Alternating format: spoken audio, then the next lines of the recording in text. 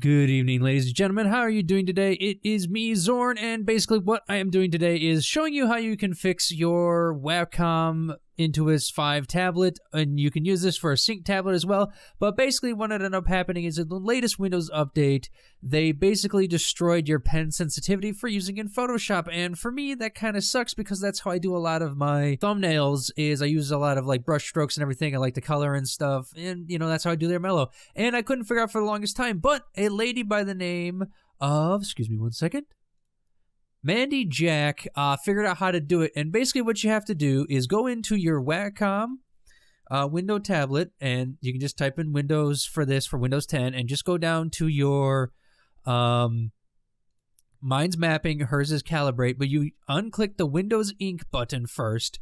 That's number one. You unclick that because you don't want to use that. You want to use something different. And then what you need to do for Photoshop is you need to go, write in Notebook, use WinTab, you know, or hashtag use WinTab, Windows status 0. So we just go into there, type that. But then she goes on to say you need to go to this little thing here.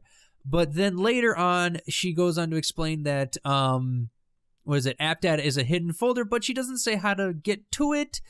I don't know how. So again, I'm not very proficient with computers. I never have been. So what I did, and here's how I did it, is I just went to go File, Save As, and then I just ran it. I went to this PC here. I just went and searched Adobe Photoshop CC settings and just let it run and did everything that way. And then the last thing you have to do here is save it as, where is it? You have to save it as PSU user config.txt. You do not need the quotation marks. That's not needed. It fixes it. And if you go into Photoshop, real quick, you will get your pen sensitivity back. As you can see, I now have it back. It's nice and neat. I can go up and down a little bit like that. But then I can also flip it around and get my eraser tool like I'm supposed to be, and it works all good. So thank you, Mandy Jack, for figuring this out. I'll leave a link to the her Twitter, number one, but number two, the thread of where it is at in the link down below. Thank you for watching, and hopefully this helps you, but don't ask me questions about anything computer related. I just found this, and I found that there was no videos that was working per se how to do this, so I figured, hey, I'd do a video and just, you know, show you the basics of how I did it and stuff.